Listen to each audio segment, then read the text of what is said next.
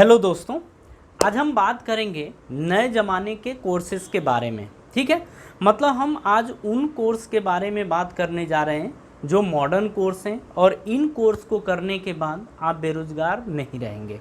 कहने का मतलब है कि जो आने वाला समय है वो टेक्नोलॉजी का समय है और चल भी तो रहा है ना, चल भी रहा है और आने वाला जो समय है वो और ज़्यादा टेक्नोलॉजी वाला हो जाएगा। तो अगर हम उसी के हिसाब से अपनी पढ़ाई करते हैं तो हम बेरोज़गार नहीं होंगे। कहने का मतलब है कि जिस चीज़ की डिमांड होगी आपकी और आपने वही पढ़ाई कर रखी हो तो आपको जॉब में प्रॉब्लम नहीं होगी, मतलब आपको जॉब 110% आपको ज़रूर मिलेगी। ठीक है, तो लेकिन हाँ ये है कि इन कोर्सेज़ को आपको ध्यान रखना होगा। ठीक है, और इन्हीं में से आपको चूज़ करना होगा। लेकिन आप इसके अलावा भी बहुत सारे कोर्सेज़ होते हैं, लेकिन मेरे कहने का मतलब ये है कि अगर आप इनमें से कोई भी कर लेते हैं तो आप बेरोज़गार नहीं होंगे।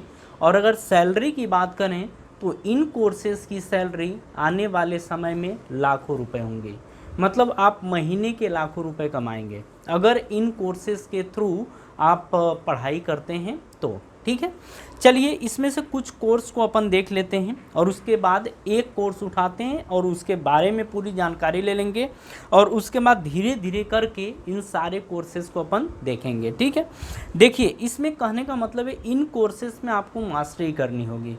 अगर आप इस कोर्स के मास्टर हो जाते हैं तो आप ये समझिए कि आपको जॉब, अच्छी जॉब मिलेगी विद अच्छा पैकेज। ठीक है, चलिए अगर हम ट्रेंडिंग कोर्स की बात करें, इस टाइम की बात करें तो आप डिजिटल मार्केटिंग ले सकते हैं, आप डेटा साइंटिस्ट, आप ये डेटा साइंस इसमें आप पढ़ाई कर सकते हैं, बिग डाटा एनालिटिक्स इसकी आप पढ़ाई कर सकते हैं, क्लाउड कंप्यूटिंग ये है, artificial intelligence and machine learning ये है, फिर ब्लॉकचेन टेक्नोलॉजी ये आपका रहा, अपाची हडूप ये आपका रहा, साइबर सिक्योरिटी ये है, इसके बाद आप ऑपरेटिंग सिस्टम यानी कि ओएस इसमें आप पढ़ाई कर सकते हैं, आप SAS सर्टिफिकेशन आप इसकी तरफ जा सकते हैं। SAS का मतलब होता है स्टैटिकल एनालिसिस सिस्टम, आप इसमें अपनी पढ़ाई कंप्लीट कर सकते हैं। ऑटोमेशन टेस्टिंग आप इसमें अच्छे से पढ़ाई कर सकते हैं, पाइथन प्रोग्रामिंग ये हो गया। देखिए ये कुछ कोर्सेस हैं, इन कोर्स को अगर आप कर लेते हैं, इनमें आप अच्छे तरीके से आप इसमें अच्छे से स्किल डेवलप कर लेते हैं तो आप अच्छा पैकेज आपका रहेगा, अच्छा पैसा कमाएंगे, बेरोज़गार आप नहीं होंगे। ठीक, अब हम ये देखते हैं कि डेटा साइंस का यूज़ आखिर किस तरीके से किया जाता है। हम इसका यूज़ करते हैं कंपनी में, ई कॉमर्स कंपनी में और स्टार्टअप, और इसके अलावा बहुत सारे ऐसे फील्ड हैं जिसमें हम डेटा साइंस का यूज़ करते हैं या डेटा साइंटिस्ट काम करते हैं। अब हम यहाँ पर ये समझते हैं कि क्या होते हैं, मतलब डेटा साइंटिस्ट आखिर होते क्या हैं। तो इसमें हम बोलते हैं कि ये ऐसे एक्सपर्ट होते हैं जो स्ट्रक्चरल और अनस्ट्रक्चरल डाटा को बड़ी बड़ी साइट से कलेक्ट करते हैं और उनका एनालिसिस करते हैं। एनालिसिस और प्रोसेस होने के बाद उस डाटा का यूज़ कंपनी में यूज़ किया जाता है। ठीक है, मतलब वो कंपनी के लिए फ़ायदेमंद होता है। तो इस तरीके से जो एक डाटा साइंटिस्ट होते हैं या डाटा साइंस का जो यूज़ होता है वो इस तरीके से किया जाता है। बात समझ में आ रही है? देखिए हम इसमें कहते हैं कि एक डाटा साइंटिस्ट जो होता है उसकी मैथमेटिक्स, स्टैटिस्टिक और कंप्यूटर साइंस की नॉलेज जो होती है वो एक साथ यूज़ होती है। बात समझ में आ रही है? अब हम यहाँ देखते हैं कि जो डेटा साइंटिस्ट होते हैं या डेटा साइंस जो होता है वो 12th के बाद हम किस तरीके से कर सकते हैं या एलिजिबिलिटी क्या होनी चाहिए। देखिए यहाँ पर अगर हम बात करें तो आप ना 12th में जो पढ़ाई करते हैं वो आप फिजिक्स, केमिस्ट्री, मैथ और अगर कंप्यूटर साइंस आपके पास होती है तो ये ज़्यादा बेनिफिशियल होता है आपके लिए। ठीक है, यहाँ पर हम ये भी बोल सकते हैं कि अगर आपने डिप्लोमा करना है इससे आप कर सकते हैं, बैचलर की डिग्री आप ले सकते हैं, मास्टर की डिग्री ले सकते हैं या फिर आप ग्रेजुएशन के बाद भी ये कोर्स कर सकते हैं। अगर आपने ग्रेजुएशन मैथमेटिक्स से कर रखा है, कंप्यूटर साइंस ले रखा है, इंजीनियरिंग कर रखा है या स्टैटिस्टिक्स से कर रखा है, तो आप इस तरीके से जब पढ़ाई करते हैं तो ग्रेजुएशन के बाद भी आप डेटा साइंस की तरफ मूव कर सकते हैं। ठीक है। हाँ जी, एक बात आप यहाँ पर ध्यान रखिएगा कि जो कॉमर्स के स्टूडेंट होते हैं वो भी डेटा साइंस की तरफ मूव कर सकते हैं। ठीक है। इसके बाद हम बात करते हैं यहाँ पर एडमिशन प्रोसेस की। तो देखिए, ये एडमिशन आपका मेरिट बेस होता है और एंट्रेंस एग्ज़ाम बेस भी होता है। ठीक है। यहाँ पर अगर इस कोर्स के लिए अगर कुछ एंट्रेंस एग्ज़ाम की बात करें तो आपका एक जेईई मेन होता है, दूसरा होता है SSU CET यानी कि Sri Sri university common entrance test. इसका आप एंट्रेंस एग्ज़ाम दे सकते हैं। जैन यूनिवर्सिटी एंट्रेंस टेस्ट या फिर AMET CET academy of maritime education and training university, आप इसका एंट्रेंस टेस्ट दे के आप डेटा साइंस की तरफ मूव कर सकते हैं। ठीक है। अब हम यहाँ पर बात कर रहे हैं कि अगर आप डेटा साइंस की तरफ मूव कर रहे हैं तो कौन कौन से ऐसे कॉलेज, टॉप के कॉलेज हैं जो 12th के बाद हमें ज्वाइन करना चाहिए।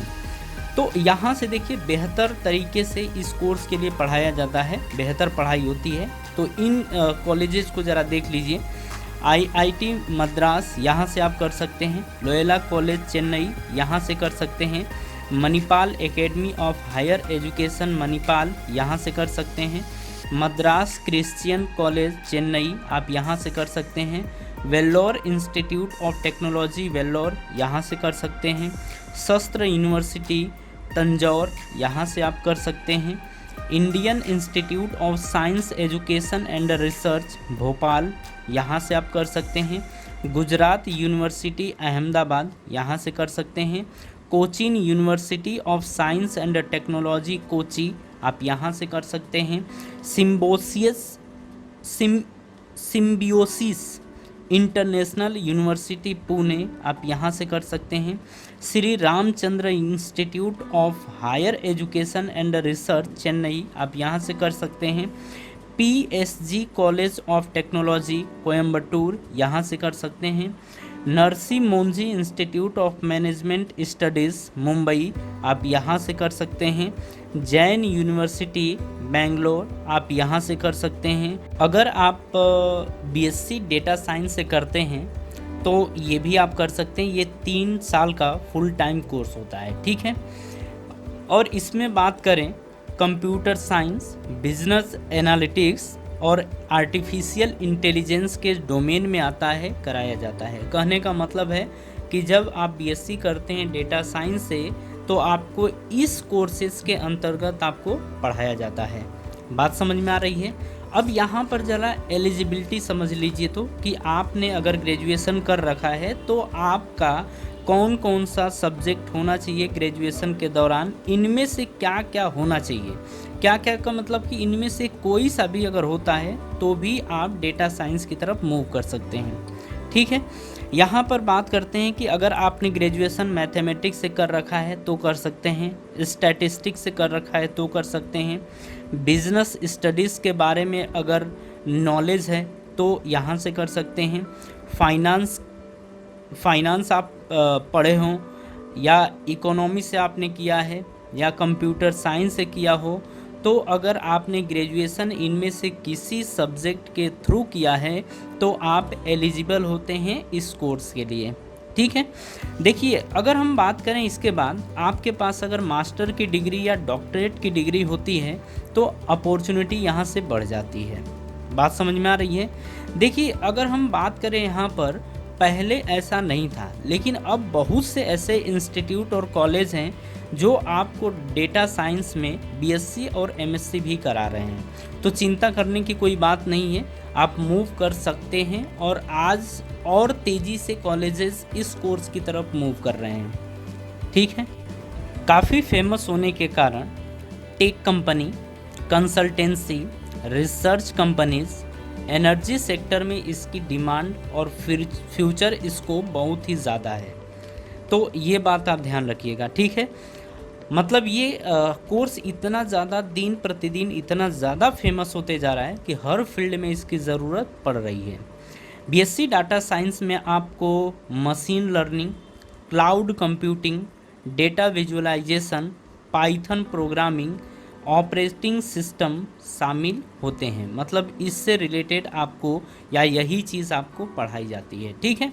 अगर हम बात करें इसमें एडमिशन की, तो एडमिशन मेरिट बेस भी होता है और एंट्रेंस टेस्ट बेस भी होता है, ठीक है। अभी तक के डाटा के हिसाब से ये देखा गया है कि 50% जो डेटा साइंटिस्ट होते हैं वो एमएससी वाले होते हैं, बाकी जो बचे हुए हैं बीएससी और पीएचडी से आते हैं, ठीक है। अब हम यहाँ पर बात कर रहे हैं कि अगर आप डेटा साइंस की तरफ मूव करना चाहते हैं और बीएससी के बाद करना चाहते हैं, मतलब एमएससी अगर डेटा साइंस से करना चाहते हैं, तो आपके पास एलिजिबिलिटी क्या होनी चाहिए। देखिए, आप ना अगर स्टैटिस्टिक्स से पढ़ाई किए हैं यानी कि ग्रेजुएशन किए हैं, तो आप इसकी तरफ मूव कर सकते हैं। मैथमेटिक्स से किए हों या कंप्यूटर साइंस से या आईटी यानी आईटी सेक्टर से किए हों, इंफॉर्मेशन टेक्नोलॉजी से, या आपने बीई कर रखा है, बीटेक कर रखा है या बीसीए कर रखा है, तो भी आप डेटा साइंस की तरफ मूव कर सकते हैं, ठीक है। अगर यहाँ पर हम एडमिशन की बात करें तो मेरिट बेस एडमिशन होता है, ठीक है।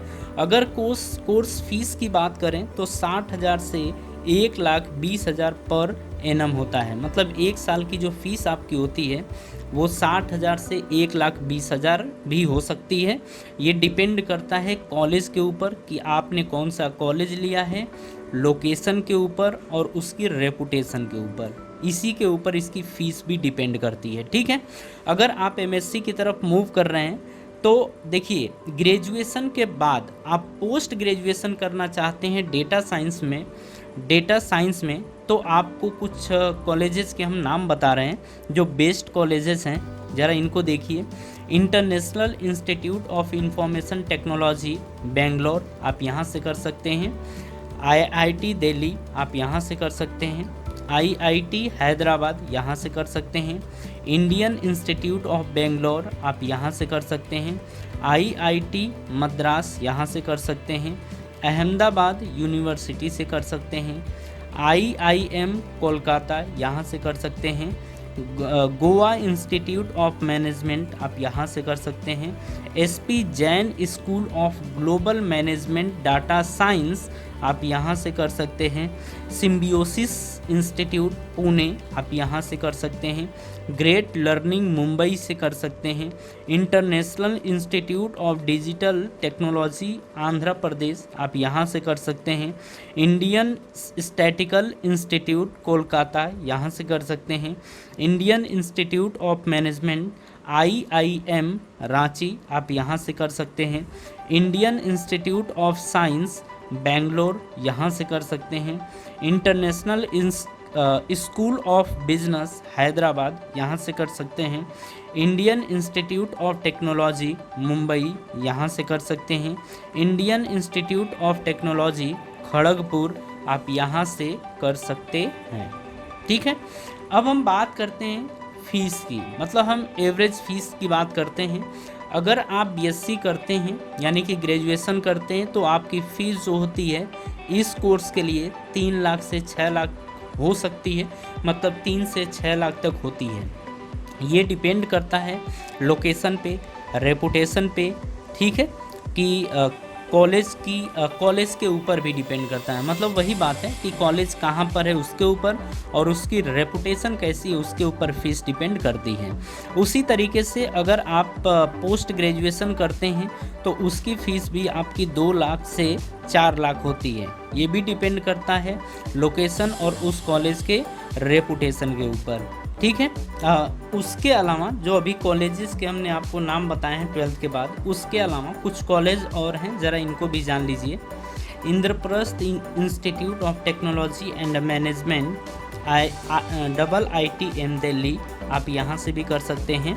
Indian institute of hardware technology LTD new Delhi, आप यहाँ से कर सकते हैं। Chitrakoot institute of computer science and technology Chitrakoot, यहाँ से कर सकते हैं। APLL centre of excellence new Delhi, आप यहाँ से भी डेटा साइंस की तरफ मूव कर सकते हैं। अगर आप एक डेटा साइंटिस्ट बनना चाहते हैं तो ग्रेजुएट या पोस्ट ग्रेजुएट होने के अलावा आपको अगर इन कोर्सेज के बारे में नॉलेज है तो आप डेटा साइंस की तरफ मूव कर सकते हैं। जैसे SAS यानी कि स्टैटिकल एनालिसिस सिस्टम या R प्रोग्रामिंग में नॉलेज होना, पाइथन में नॉलेज होना, पावर BI विजुअलाइजेशन टूल्स में नॉलेज होना, statistic mathematics algorithm and machine learning में नॉलेज होना, proficiency in Excel, business understanding, available data में से आंसर फाइंड करने की कैपेबिलिटी, इफ़ेक्टिव टीम वर्क के लिए स्ट्रॉन्ग कम्युनिकेशन स्किल होना। मतलब ये चीज़ें अगर आपके अंदर है तो भी आप डेटा साइंस की तरफ मूव कर सकते हैं, मतलब आप एक डेटा साइंटिस्ट बनने योग्य होते हैं।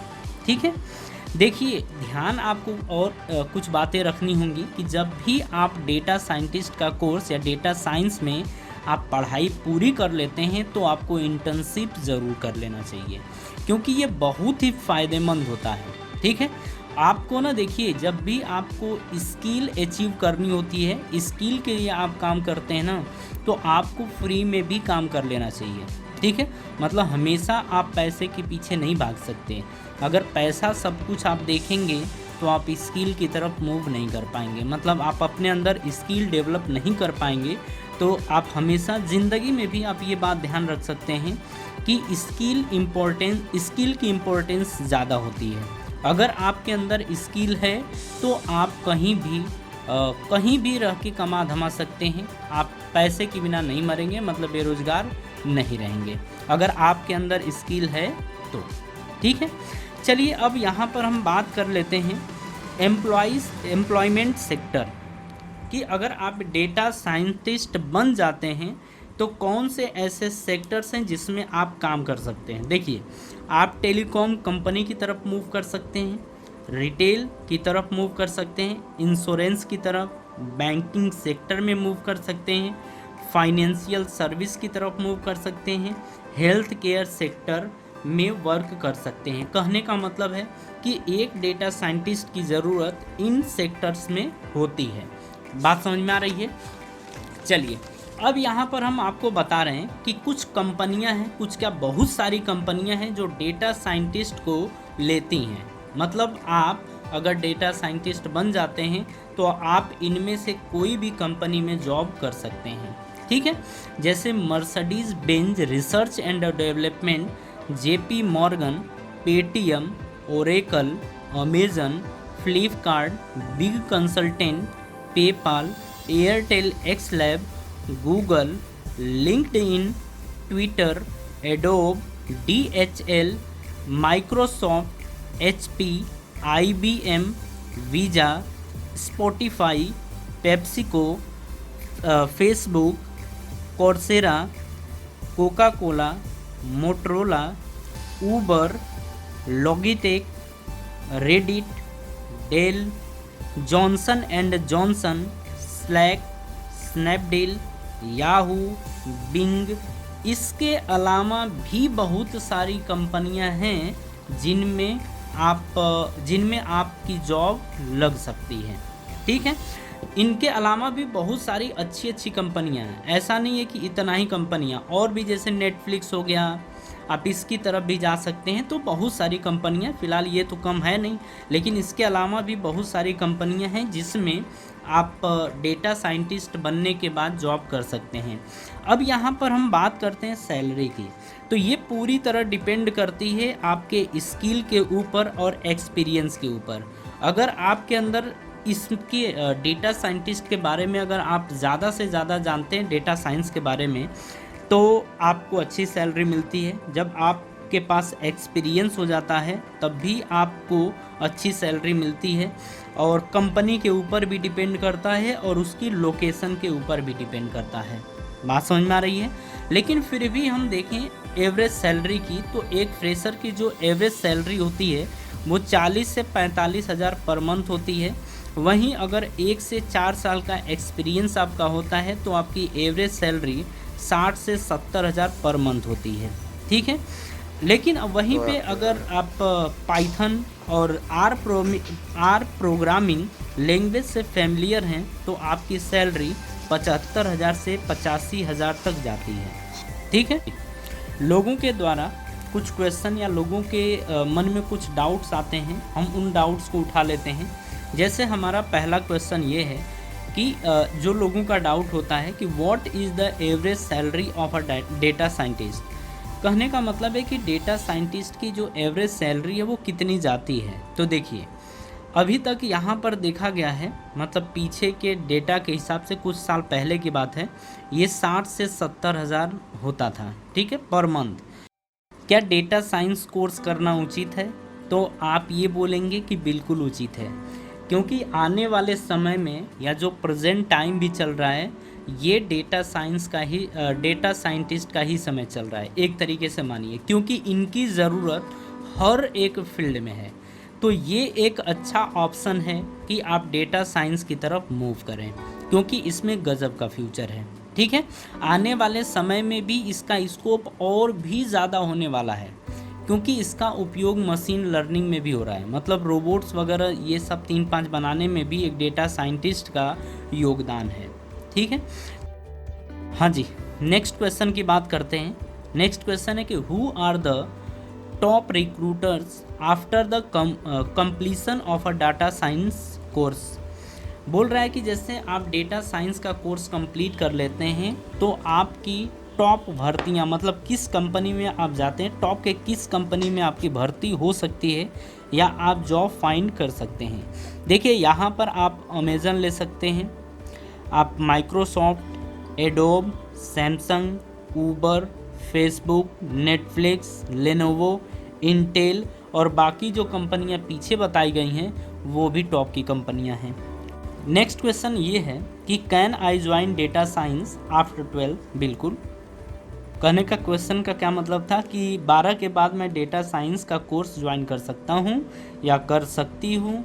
तो हाँ, बिल्कुल कर सकते हैं आप देखिए यहाँ पर आप ग्रेजुएशन कर सकते हैं, सर्टिफिकेट ले सकते हैं, डिप्लोमा लेवल का भी कोर्स कर सकते हैं। किसका? डेटा साइंस का। हाँ जी, नेक्स्ट क्वेश्चन हमारा है कि what is the eligibility for data science. Data science के लिए आपकी योग्यता क्या होनी चाहिए। देखिए आप 12th पास होने चाहिए, ठीक है। अगर ग्रेजुएशन के लिए जाते हैं तो 12th में आपका 50% मार्क होना चाहिए, ठीक है। आपकी मैथमेटिक्स में अच्छी खासी पकड़ होनी चाहिए, स्टैटिस्टिक में पकड़ होनी चाहिए, प्रोबेबिलिटी, कैलकुलस और अलजेब्रा में आपकी पकड़ होनी चाहिए। कुल मिला के इसके साथ और बात करें तो अगर कंप्यूटर साइंस के बारे में अगर आपको नॉलेज है तो ये और बेहतर होता है, ठीक है। तो चलिए देखिए, ये था डेटा साइंस कोर्स के बारे में।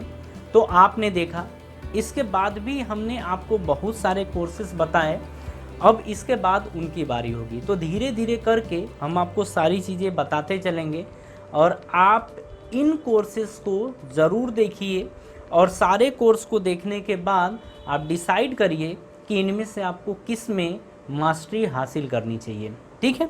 तो देखिए, अगर मॉडर्न कोर्स के साथ आप मूव करते हैं तो फ्यूचर आपका अच्छा होता है, फ्यूचर ब्राइट होता है। तो आप नए ज़माने के कोर्सेज को ध्यान रखते हुए आगे की पढ़ाई पूरी करिए, ठीक है, और एक अच्छी जॉब लीजिए या खुद का स्टार्टअप या एंटरप्रेन्योर बनिए और लोगों को जॉब प्रोवाइड करिए, ठीक है। तो चलिए अब हम आपसे यहीं पर विदा लेते हैं और आपको थैंक यू।